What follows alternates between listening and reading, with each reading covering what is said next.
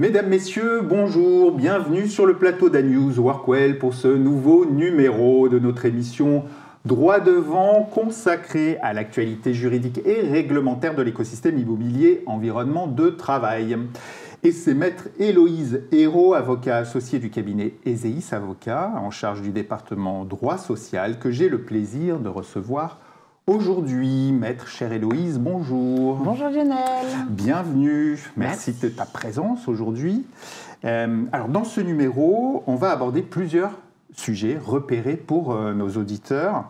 On va beaucoup parler de télétravail, un sujet qu'on suit tout particulièrement évidemment tant les zones d'ombre sont encore nombreuses autour de la mise en œuvre de ce télétravail. On verra d'ailleurs que l'employeur a l'obligation en cas d'inaptitude du salarié d'aménager un poste en télétravail lorsque c'est possible. On en profitera pour faire un point sur l'obligation ou pas de prise en charge par l'employeur des frais liés au télétravail. Toujours le télétravail avec une jurisprudence concernant les accidents du travail en télétravail, sujet très suivi, ça fait partie des fameuses zones d'ombre dont je parlais. Et puis on s'intéressera à une jurisprudence qui bouleverse les règles d'acquisition des congés payés pendant les arrêts maladie. Et on démarre, Héloïse, avec cette décision de la Cour de cassation qui date du 23 mars dernier, alors qui oblige une entreprise à aménager un poste en télétravail, même si le télétravail n'a pas été déployé dans l'entreprise. Quelle était la situation exactement ? Alors en fait, on était en 2016. Il faut dire que pour remonter jusqu'à la Cour de cassation, il y a toujours un peu de temps qui se passe. C'était une assistante coordinatrice qui avait été déclarée inapte par la médecine du travail. Ça veut dire quoi ? Ça veut dire que le médecin du travail considère que son état de santé ne lui permet plus d'exercer son poste dans les conditions pour lesquelles elle exerçait son poste. D'accord. Mais le médecin du travail avait pris le soin de préciser que dans le cadre de son obligation de reclassement, il était possible que cette collaboratrice exerce son poste en télétravail à temps partiel, sans déplacement. Okay. L'employeur s'était un peu battu en disant « je n'ai pas de poste de reclassement parce que je n'ai pas de télétravail au sein de l'entreprise. Pas de charte, pas d'accord de travail, personne n'y est, donc du coup je ne peux pas faire mon obligation de reclassement ». Et donc il a licencié la salariée. D'accord. La salariée a contesté son licenciement, première instance, cour d'appel, et en cour de cassation, le juge est venu analyser la situation et a dit la chose suivante. L'employeur n'a pas exécuté de bonne foi son obligation de reclassement, dans la mesure où ce poste était possible en télétravail. Il suffisait d'aménager en fait le poste en télétravail et donc l'obligation de reclassement avait été violée par l'employeur. D'accord. C'est une décision très très intéressante parce que c'est l'avis du médecin du travail qui est rendu opposable et donc obligatoire à l'employeur s'agissant d'un télétravail. Ouais. Donc l'aménagement du poste en télétravail peut être considéré comme une solution de reclassement. Oui, ben là c'est le cas, c'était une solution impérative, c'est-à-dire que même c'était obligatoire, c'est pas une des solutions, c'était nécessairement cette solution-là. Et sur des postes administratifs, de toute façon, le télétravail, il est clairement possible aujourd'hui avec les NTIC qu'on a. Alors au-delà de ce cas précis, qu'est-ce que ça signifie en termes d'obligation pour les employeurs ? Est-ce que ça change quelque chose ? Alors ça change parce que le télétravail est vraiment venu dans le monde du travail comme étant dorénavant un aménagement des conditions de travail. Donc ça, c'est clairement établi et on le voit de plus en plus. Après, attention, les jurisprudences d'aujourd'hui sont les situations d'hier, voire avant-hier. Oui, c'est-à-dire 2016, que là, 2016, voilà. Donc on est quand même sur quelque chose de très, très lointain. Et surtout, aujourd'hui, on a quand même une tendance au retour au travail. Parce qu'on a deux types de télétravail qui se sont développés pendant le Covid. On a le full remote, qui est le télétravail 100%, et qui a quand même le pendant des risques psychosociaux au niveau de l'isolement social, parce que le salarié est tout seul chez lui. Et on a le travail hybride, c'est-à-dire un peu par-ci par-là. On voit clairement qu'il y a un recul sur le full remote. Les employeurs sont en train aujourd'hui de mettre en place des chartes et des accords d'entreprise, alors que ça fait 3 ans que toi et moi, on a ce plaisir de discuter du télétravail, mais on le fait aujourd'hui. Le full remote, les entreprises n'en veulent plus. Donc ça veut dire quoi ? Ça veut dire que le télétravail devient une donnée absolument incompressible. Elle est dans les packages de recrutement. Les salariés sont en moyenne 1,8 jours de télétravail par semaine à la maison. Donc ça, c'est clairement établi. Mais quand on voit l'exemple de la Grande-Bretagne, 83% des Anglais préfèrent la journée de 4 jours à 2 jours de télétravail par semaine. Donc, 4 jours sur site. 4 jours sur site. Ah, oui. Donc on va y venir. D'ailleurs, la semaine de 4 jours, on commence à en parler en France. Oui, ça c'est vrai. Très bien. Donc ça signifie aussi que lorsque le médecin du travail établit une certaine inaptitude, si c'est possible d'exercer en télétravail, l'employeur n'a pas le choix. Alors l'employeur n'a pas le choix, il a toujours la possibilité de contester l'avis d'inaptitude, mais ça devient très compliqué parce qu'on n'est pas médecin, ni toi, ni moi, ni l'employeur. Donc on va dans un rouage juridique extrêmement difficile. Donc oui, il n'a pas vraiment le choix, le médecin du travail peut l'imposer et l'impose de plus en plus. Moi j'ai de plus en plus d'avis d'inaptitude pour télétravail. Très intéressant. Alors, autre décision récente, celle du tribunal judiciaire de Paris en date du 23 mai dernier, au sujet de la prise en charge des frais liés au télétravail. Alors, quel était le cas ici et quelle a été la décision? L'employeur doit-il, oui ou non, prendre en charge les frais liés au télétravail et dans quelle mesure, en fait?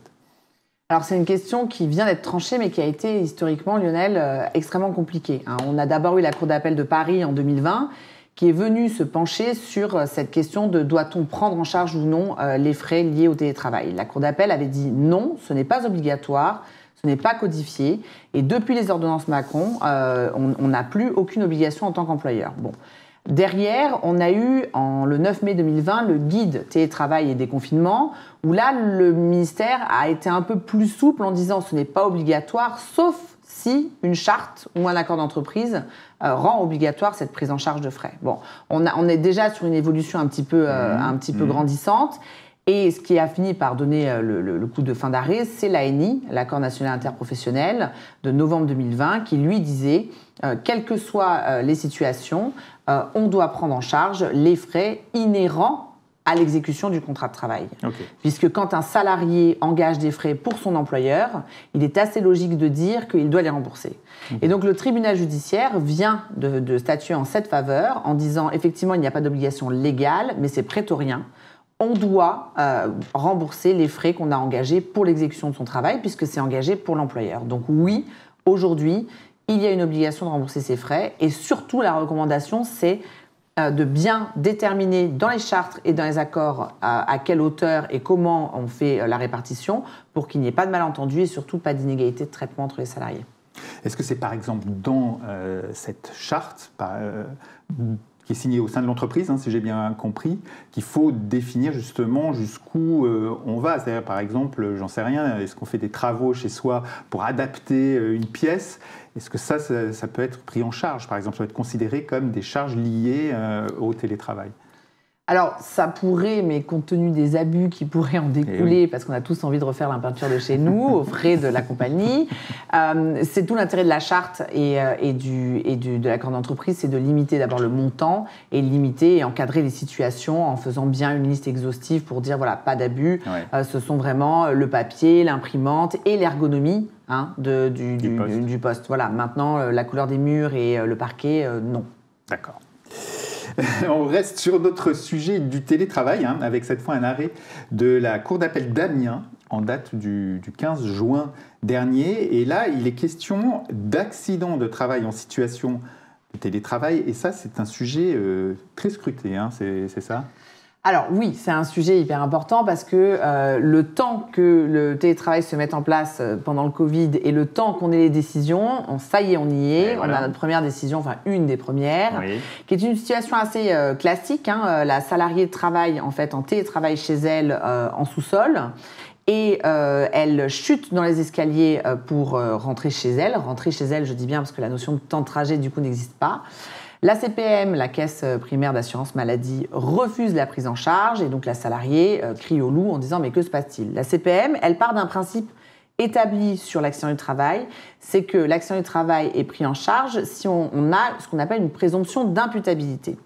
L'accident du travail doit avoir lieu au travail, pendant les heures de travail. Voilà, ça c'est une présomption d'imputabilité. La CPM dit il n'y a pas d'imputabilité parce qu'elle n'était pas pendant ses horaires de travail et on va y revenir.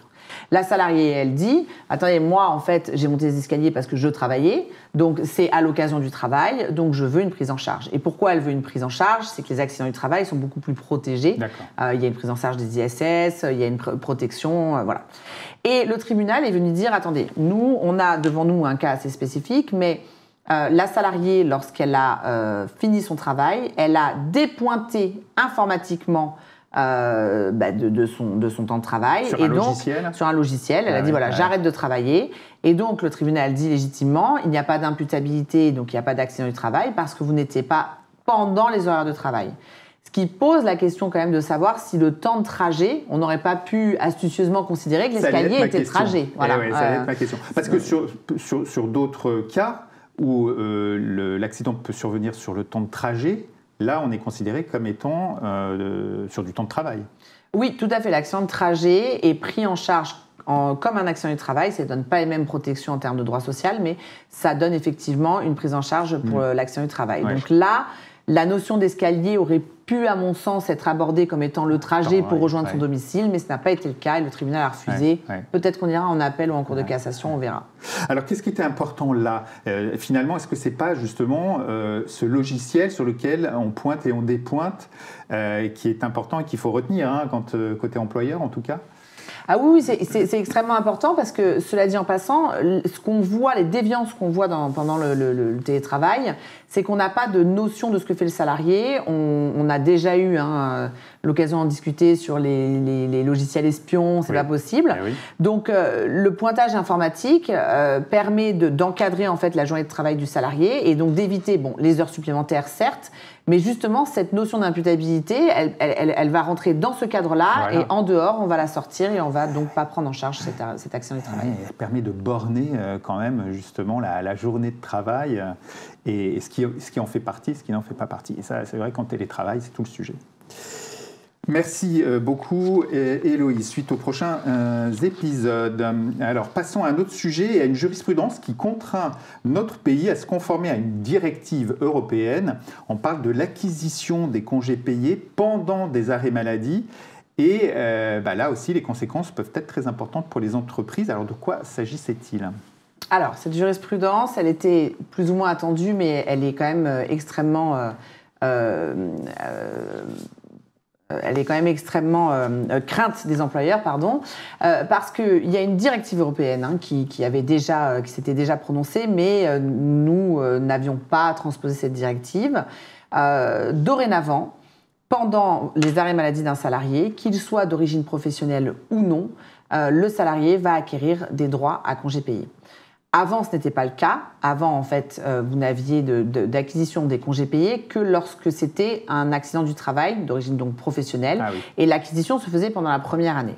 Okay. Là, la jurisprudence vous dit qu'il n'y a pas de raison de sanctionner un salarié malade, puisqu'il n'est pas responsable de cette situation. Et donc, on va venir imputer sur le bulletin de paie, ajouter sur le bulletin de paie 2 jours et demi par mois pour les congés payés. Alors, ça pose 3 questions extrêmement essentielles. D'abord, la temporalité de cette mesure. Parce que l'arrêt de la Cour de cassation, je ne sais pas si tu le sais, Lionel, mais il est rétroactif. Ah. Ça veut dire quoi? Ça veut dire que pour les arrêts maladie futurs, on le sait, c'est acquis. Pour les arrêts maladie en cours, du coup, la jurisprudence s'applique. Ouais. Et pour les arrêts passés, la jurisprudence doit s'appliquer. Tous les arrêts passés. Tous les arrêts passés.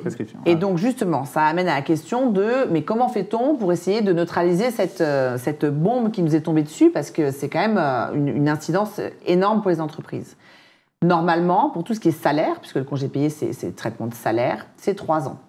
Mais la jurisprudence te dit que pour tout ce qui est congé payé, la prescription ne commence à courir qu'à compter du moment où l'employeur t'a mis dans la possibilité d'exercer ton droit. Or, comme la règle n'existait pas avant, l'employeur, a priori, ne t'a pas mis dans la possibilité d'exercer ton droit. Et donc, beaucoup d'avocats et beaucoup de doctrines aujourd'hui penchent pour dire qu'on pourrait remonter sur la totalité de l'exécution du contrat de travail pour récupérer les congés payés. Depuis le jour de l'embauche. Depuis le jour de l'embauche. Donc ça, c'est vraiment un débat de société aujourd'hui qui est énorme parce qu'on a 2 jours et demi par mois. Donc si on n'a pas de prescription en fonction du nombre d'années, c'est assez énorme. Et ça pose une autre question pour les contrats qui sont en cours, c'est de dire, imaginons que tu es absent pendant 3 ans pour longue maladie, ben, ça veut dire que chaque année, comme tu n'es pas en mesure d'exercer ton droit à congé payé, il va être reporté. Donc un salarié qui est absent 3 ans en maladie, professionnelle ou non, il va acquérir 75 jours de congé payé à son solde de tout compte à la sortie. D'accord. Voilà, donc c'est un vrai phénomène de société. Je pense qu'on va avoir l'occasion d'en reparler. Très clairement, merci beaucoup Héloïse pour ce tour d'horizon de l'actu réglementaire. Donc je rappelle que tu es avocat associé au sein du cabinet Eseis, avocat en charge du département droit social. C'est toujours un plaisir de te recevoir sur ce plateau. Merci Lionel. À bientôt. Voilà, notre émission Droit Devant, c'est fini. Merci à vous tous de l'avoir suivi. Je vous donne rendez-vous pour un prochain numéro. D'ici là, portez-vous bien. À bientôt.